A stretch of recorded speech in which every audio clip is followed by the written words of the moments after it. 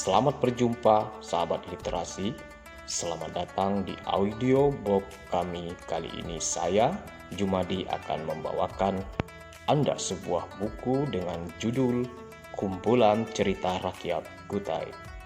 Sebagai Dewan Redaksi Penerbit Kutai, Masa Lampau, Kini, dan Esok. Penerbit PNRI, Balai Pustaka, dengan jumlah halaman 189, daftar isi 21 bagian. Langsung saja dengan bagian pertama, Sejarah Kota Tenggarong. Dihimpun oleh Mazhar Hanafi KA. A. Catatan sejarah. Sepanjang catatan sejarah, pusat pemerintah di Kutai ini dimulai dari pemerintah Kutai Kartanegara yang secara berturut-turut disebut sebagai berikut. 1. Kutai Lama 1300 sampai dengan 1732. 2. Pemarangan 1732 sampai dengan 1782. 3. Tenggarong 1782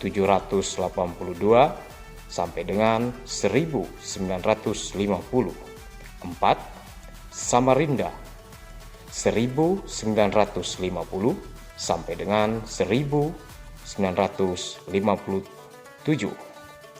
Tenggarong 1958 sampai sekarang. Sejak tahun 1300 sampai dengan awal tahun 1960 yang menjadi Raja Sultan dalam daerah Swapraja, Kerajaan Kutai Kartanegara itu berturut-turut menurut tahun pemerintahannya dikemukakan pula sebagai berikut. 1. 1300 sampai dengan 1325 Aji Batara Agung Dewa Sakti. 2. 1350 sampai dengan 1360 Aji Batara Agung Paduka Nira. 3. 1370 sampai dengan 1420 Aji Maharaja Sultan. 4. 1420 sampai dengan 1475 Aji Raja Mandar Shah. 5. 1475 sampai dengan 1525 Aji Pangeran Temenggung Jayabaya. 6. 1525 sampai dengan 1600 Aji Raja Mahkota. 7. 1600 sampai dengan 1605 Aji Dilanggar. 8. 1605 sampai dengan 1635 Aji Pangeran Simun Panji Pendapa. 9. 1635 sampai dengan 1650 Aji Pangeran Dipati Agung. 10. 1650 sampai dengan 1685 Aji Pangeran Mejo Kesuma.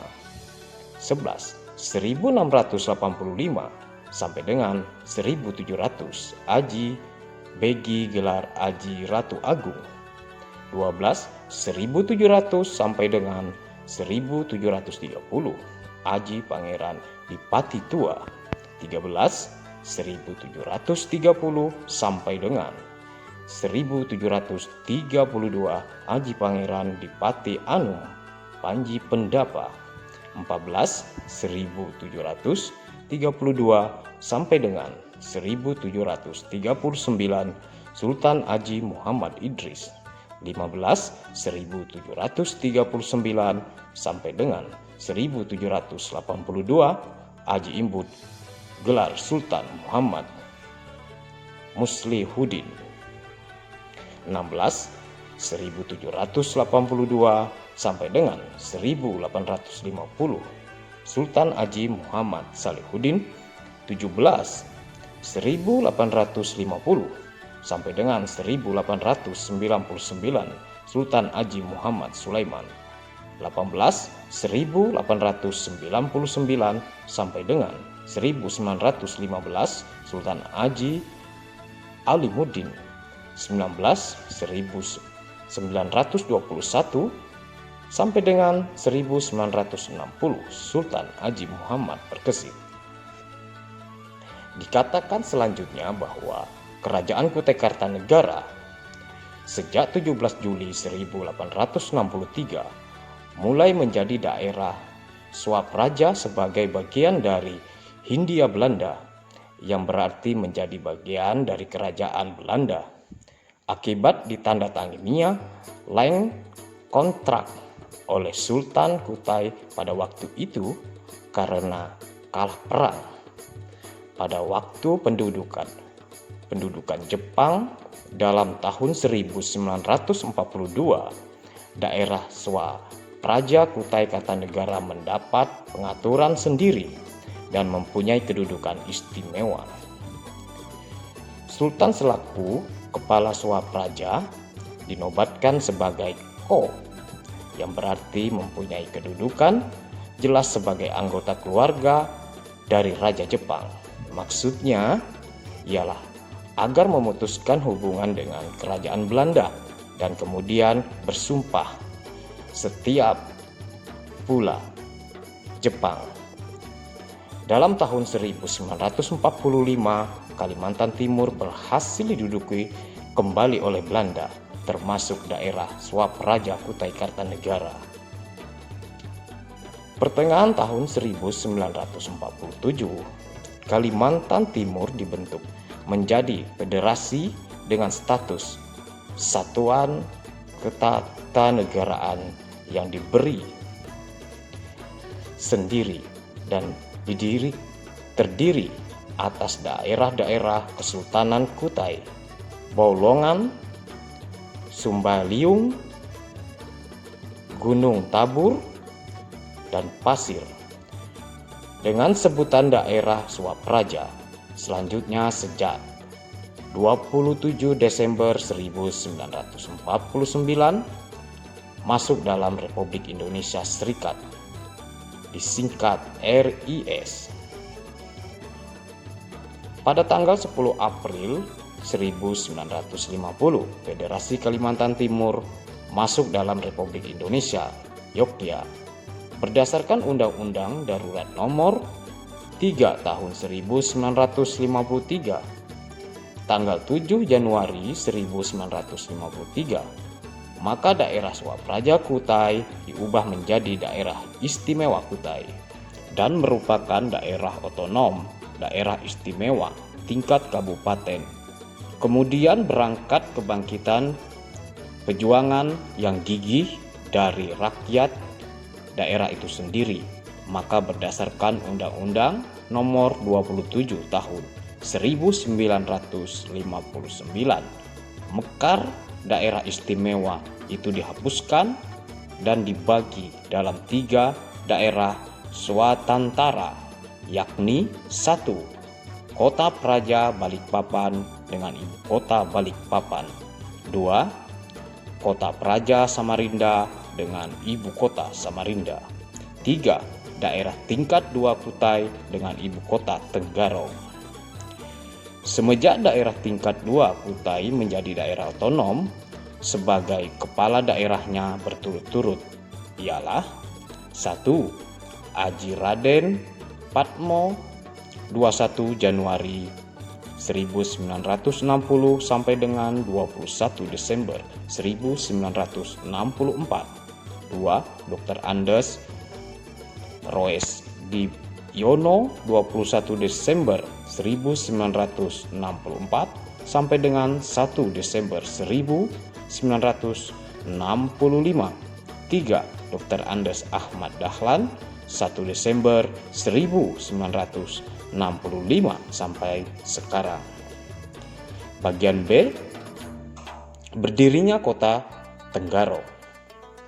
Tanggal 28 September tiap tahun merupakan hari jadi kota Tenggarong yang senantiasa diperingati.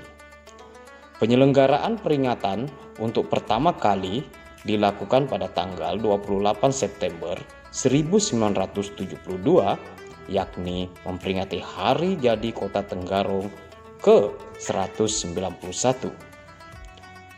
Peringatan biasanya dimeriahkan dengan berbagai perlombaan, pertandingan, olahraga, dan atraksi kesenian bernapaskan Islam. Hari jadi Kota Tenggarong yang diperingati tiap tanggal 28 September didasarkan atas data-data otentik dan dapat dipertanggungjawabkan dan sesuai pula dengan surat keputusan Bupati Kepala Daerah tingkat 2 Kutai nomor THP-276-E-Pem-134-197P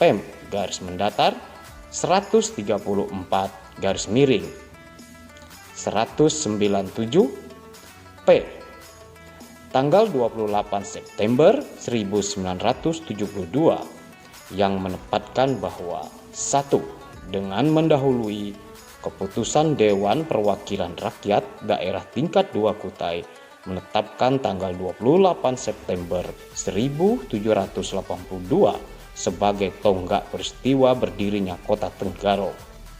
2. Surat keputusan ini berlaku sejak tanggal ditetapkan dan manakala di kemudian hari terdapat kekeliruan dan diadakan perubahan sebagaimana mestinya. Peringatan hari jadi ini dimaksud untuk menumbuhkan rasa cinta terhadap nilai-nilai kebudayaan dalam daerah Kalimantan Timur yang pada tahun-tahun selanjutnya hendak diperkembangkan. Di samping itu, dimaksud juga untuk mengenangkan kembali pertumbuhan Kota Tenggarong sebagai pusat pemerintahan Kutai yang penduduknya dalam daerah ini diurus, dibimbing, dan diarahkan ke arah penghidupan yang lebih baik dan lebih layak. Hari ulang tahun Tenggarong baiklah dianggap sebagai suatu aktivitas yang penting sekali, khususnya dalam usaha peningkatan fungsi dan peranannya dalam rangka mempertebal kesadaran untuk melaksanakan program pembangunan baik nasional maupun daerah di segala bidang. Selain itu, juga dapat dianggap sebagai suatu bentuk kegiatan ke arah promosi daerah Kutai sebagai daerah pariwisata nasional. Karena itu, layaklah bila kegiatan usaha di bidang kebudayaan ditujukan kepada peningkatan apresiasi dan daya kreasi seni budaya di kalangan rakyat. Untuk mencapai tujuan tersebut, setiap saat perlu diadakan usaha-usaha penggalian unsur-unsur kebudayaan, pembinaan lembaga pendidikan, kesenian, dan kebudayaan, pemeliharaan peninggalan-peninggalan purbakala, serta apabila mungkin membuka pusat-pusat kesenian di setiap kecamatan. Eksistensi pemerintahan di Kutai sudah ada sejak tahun 400 Masehi. Jadi lebih dari 1500 tahun lalu sudah ada pemerintahan yang teratur di daerah ini, yakni sejak berdirinya Kerajaan Mula Warman, letaknya di sekitar Kecamatan Muara Kaman sekarang. Dinasti Mula Warman ini berusia lebih kurang 12 abad dari tahun 400 sampai dengan 1600 Masehi dengan jumlah 25 orang raja yang sempat memerintah.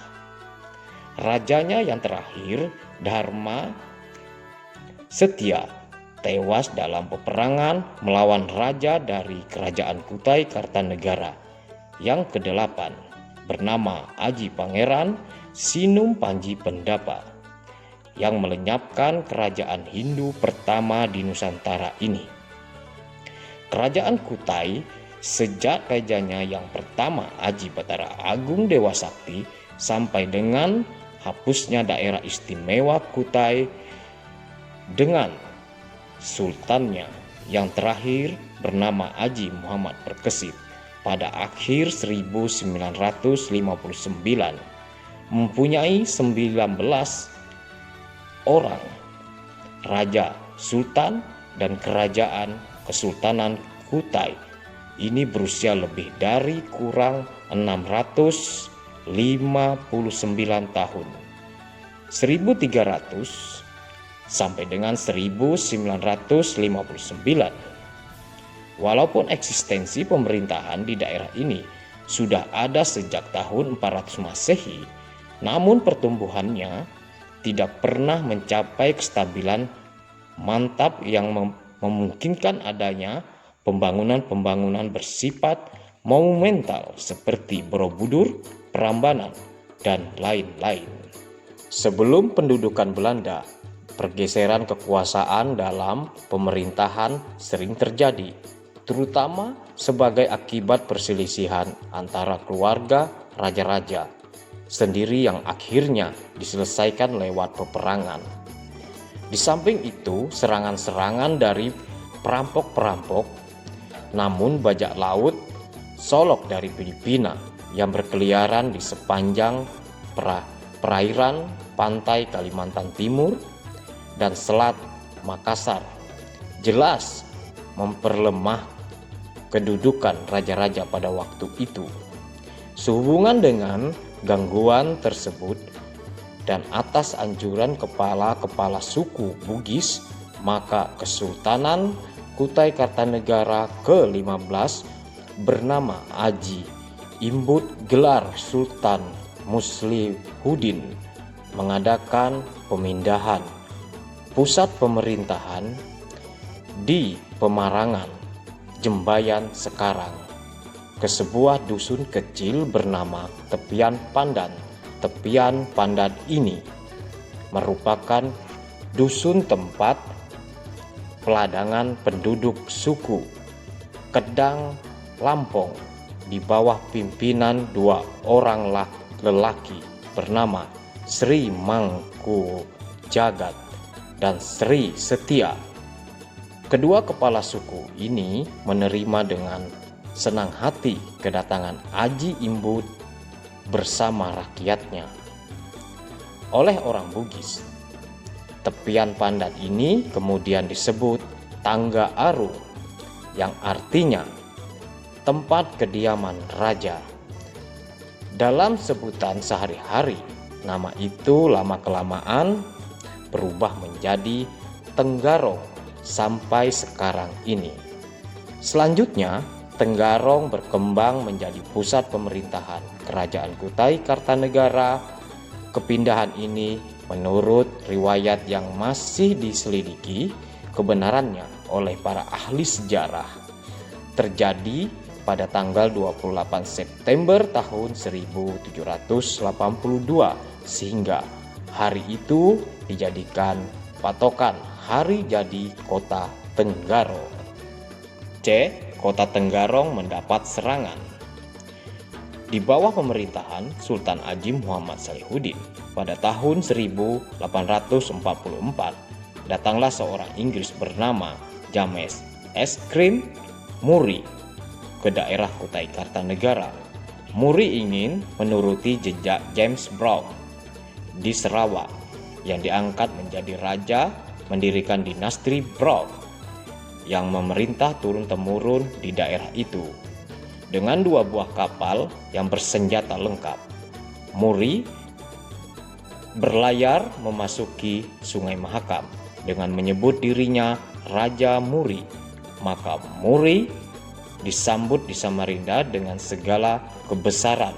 Akan tetapi niatnya untuk membeli sebidang tanah guna mendirikan sebuah benteng yang kuat bertentangan dengan penduduk Samarinda, apalagi setelah melihat tingkah lakunya yang bertentangan dengan adat dan selalu menghina adat istiadat pribumi.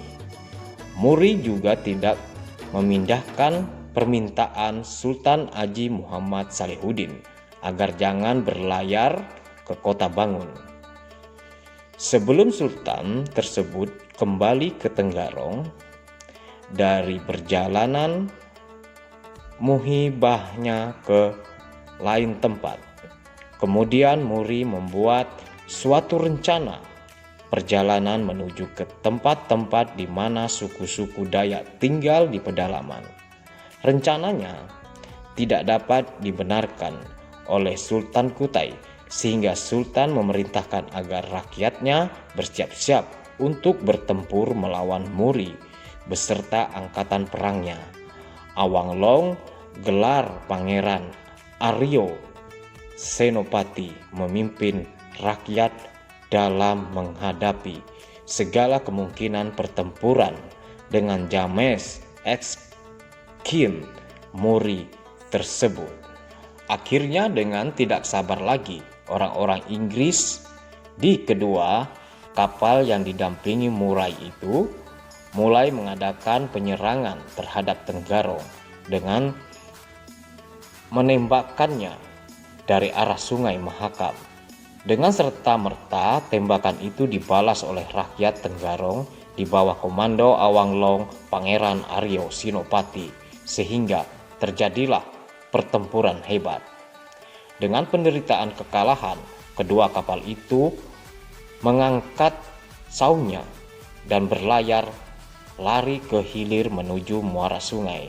Dari sepanjang tepi sungai, Murai beserta anak buahnya ditembaki oleh penduduk yang kemudian dengan memakai perahu-perahu kecil dapat terus mengejarnya sampai di muara, di mana akhirnya Murai tertembak mati meskipun kedua buah kapalnya dapat meloloskan diri dalam kegelapan gulita malam dari kerajaan kepungan rakyat. Pada malam itu juga di mana muara pertempuran sebuah kapal perang Belgia yang bermaksud hendak berangkat menuju Manila. Pada waktu cahaya fajar mulai menempatkan dirinya, maka terlihat oleh Awanglong Pangeran Aryo Senopati kapal perang Belgia tersebut, dan karena dikira bahwa kapal itu dikejar-kejar sejak dari Tenggarong, maka kapal perang itu ditembaki sehingga banyak orang-orang Belgia yang mati. Mereka yang masih hidup segera menurunkan sampan-sampan dari kapal itu, lalu bergegas mendayung ke tengah laut menuju Makassar.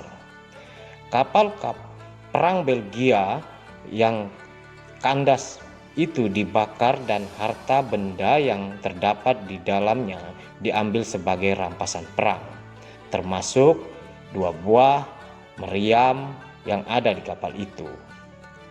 Orang-orang Belgia yang selamat sampai di Makassar segera melaporkan nasibnya pada gubernur Belanda berkedudukan di sana. Mendengar peristiwa ini, maka oleh Belanda segeralah kirim sebuah armada di bawah pimpinan Letnan Satu Laut bernama I. Howe. Sementara itu di Kutai, rakyat dikerahkan untuk terus bersiap di bawah pimpinan Awanglong Pangeran Aryo Senopati. Karena Sultan beserta menteri-menterinya berpendapat bahwa orang-orang Inggris pasti akan kembali mengadakan pembalasan atas kekalahan dan deritanya. Peperangan terjadilah ketika armada di bawah pimpinan T. Howe sampai ke Kutai, bahwa korban di antara kedua belah pihak berguguran. Akan tetapi agaknya persenjataan armada T. Howe lebih lengkap dan lebih modern daripada persenjataan rakyat, sehingga rakyat menderita kekalahan.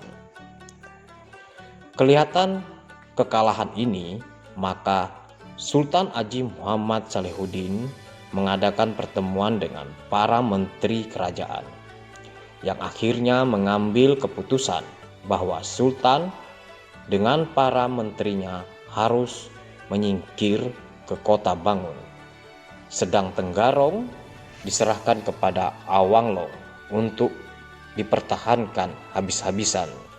Awanglong Pangeran Aryo Sinopati beserta anak buahnya bertahan terus sambil menyerang dengan sia-sia Mesiu yang masih dimiliki. Pada tanggal 12 April 1844, Awanglong terkena reruntuhan tembok benteng yang dibangun di sepanjang tepi kota karena hancur ditembak oleh orang-orang Belanda di bawah pimpinan Te Hom.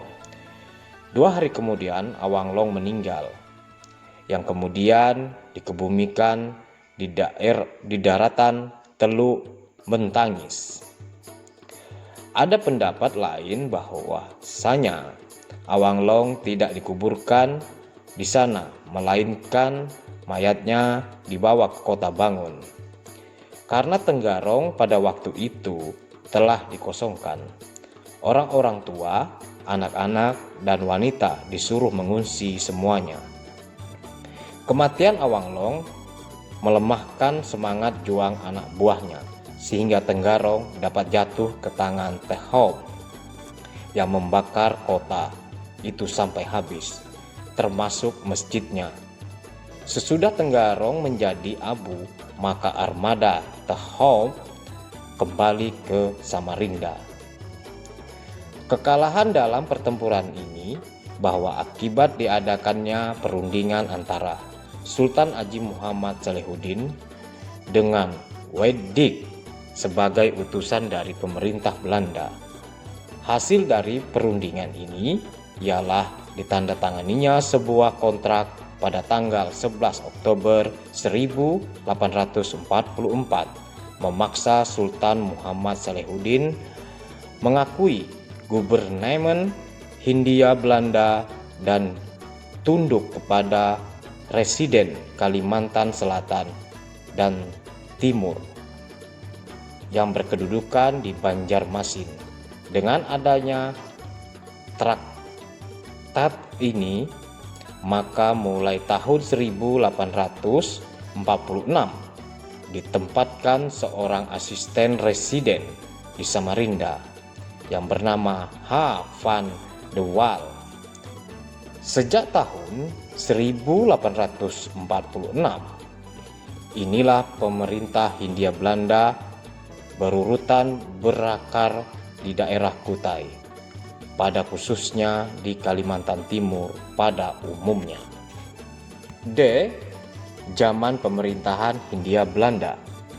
Sejak H. van de Waal mulai melaksanakan fungsinya sebagai asisten residen untuk Kutai dan bagian lain di Kalimantan Timur, maka sejak itu pula mulailah dikenal administrasi pemerintahan menurut sistem Belanda.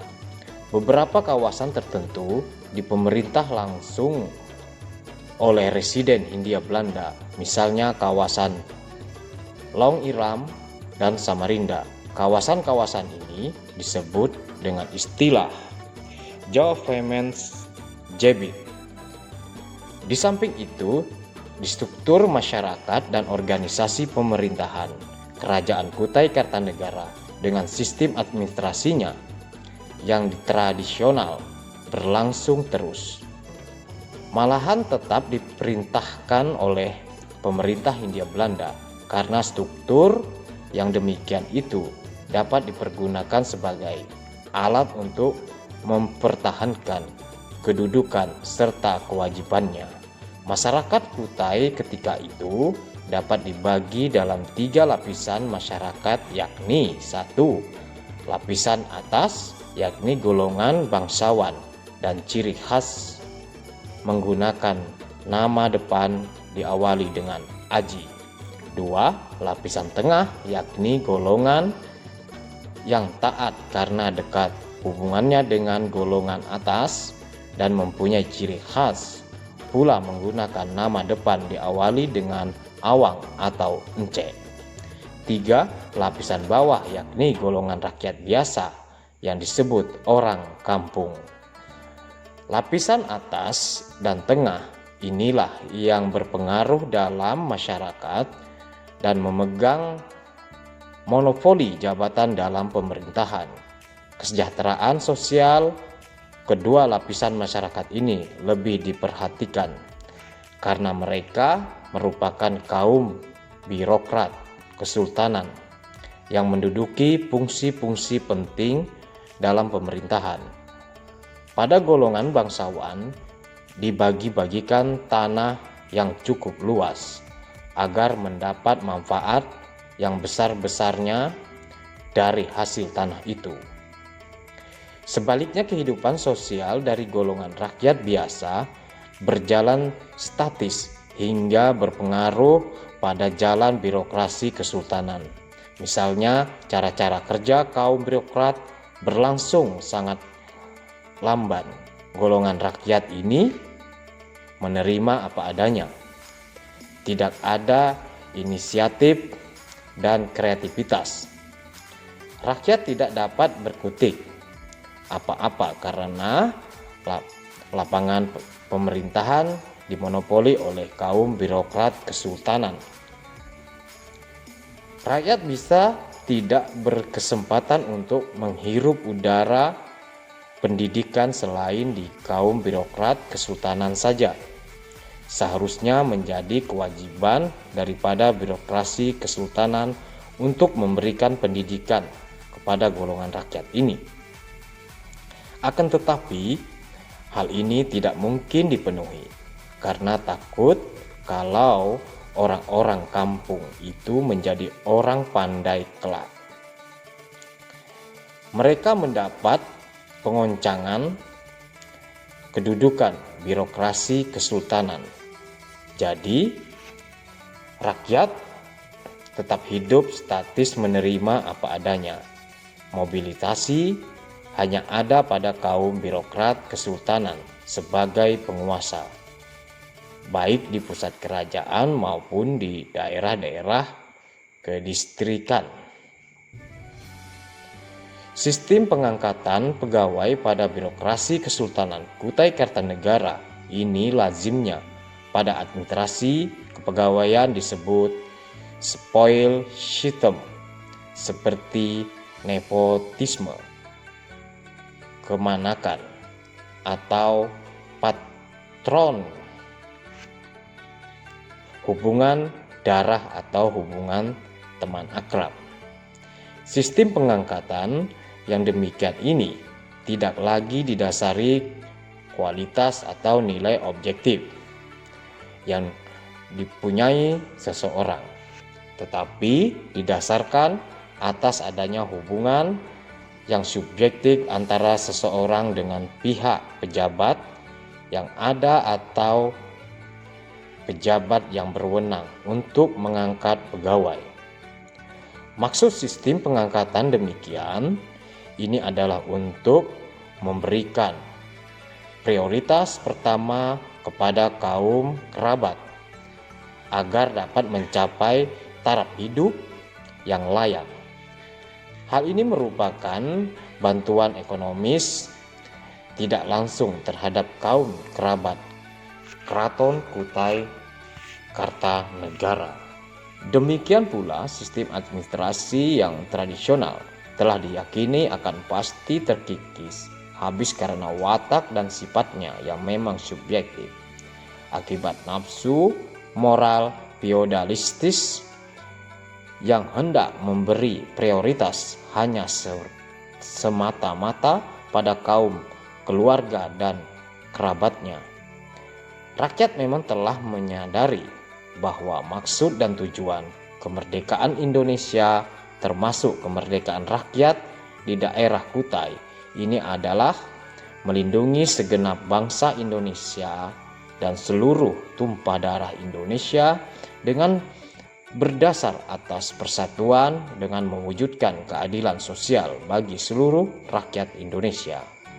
Adapun mewujudnya ialah suatu masyarakat adil dan makmur berdasarkan Pancasila yang hanya dapat dicapai melalui tujuan pembangunan baik nasional maupun daerah.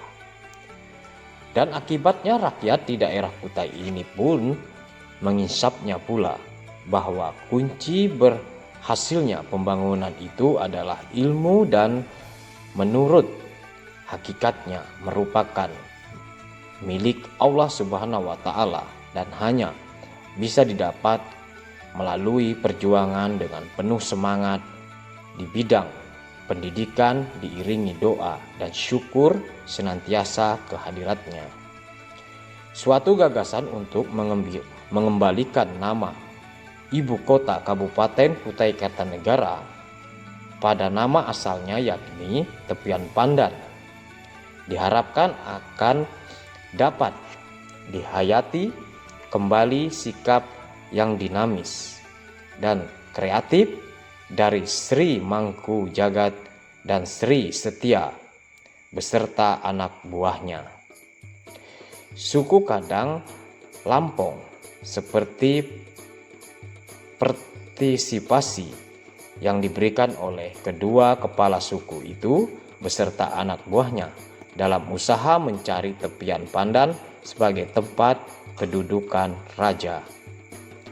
Sri Mangku Jagat dan Sri Setia dikala mendengar bahwa Aji Imbut gelar Sultan Muhammad Salehuddin meminta Tepian Pandan untuk dijadikan tempat kedudukan raja.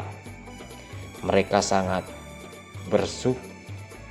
bersuka hati dan berjanji akan membantu realisasi rencana itu. Mereka menyediakan damar untuk penerangan halaman rumah raja. Sebagai harapan, mudah-mudahan potensi yang dikandung daerah Kabupaten Kutai dapat menghilangkan rasa pesimisme generasi tua tentang perkembangan di daerah ini sebagai diungkapkan dalam syairnya di bawah ini. Kutai sekarang bangkit merangkak, gajah perwata tinggal membisu. Bahana Senan tidak himbau kebesaran, gandage lantai hanya benda mati. Papangkon pada jatuh menyingkir, sang Aji tidak bermahkota lagi. Mula Warman abadi dalam sejarah, Aji Batara Agung tinggal sebutan. Kutai sekarang bangkit merangkak, sekeping sisa dari Sasarpih diatur dan digelarkan hanya sekedar untuk kenangan oleh H.A. Damang Kedaton. Awanglong Sinopati. Saat ini dia muncul kembali setelah lama tenggelam dalam timbunan lumpur, lumuran kabut. Sejak KPMKT dengan mubesnya, Puskora dengan festival seninya, dan kini menyusul MTQ-nya, engkau terus muncul dalam berbagai segi, dan kini betapa kau Awanglong Sinopati seakan hidup kembali, pahlawan kami dengan menjaga kotanya. Oleh Sopjan Z, pelajar SMA Tenggaro. Kini optimisme yang hidup di kalangan generasi muda merupakan modal berharga dan utama untuk melaksanakan program pembangunan tingkat nasional, regional, dan lokal. Karena itu perlu dipupuk, dibimbing, dan didorong oleh arah usaha bersifat membangun. terdapat dua gambar, yaitu Lembu Swana, sebuah arca yang merupakan lambang kekuasaan Kesultanan Kutai Kartanegara di Martapura. Dan gambar berikutnya di daerah pedalaman Mahakam, sejenis burung enggang seperti tampak dalam gambar di atas ini dianggap mempunyai daya magis, kekuatan gaib oleh Dayak, suku Kenyah dan Bahau. Demikian tulisan bagian pertama sejarah Kota Tenggarong. Terima kasih.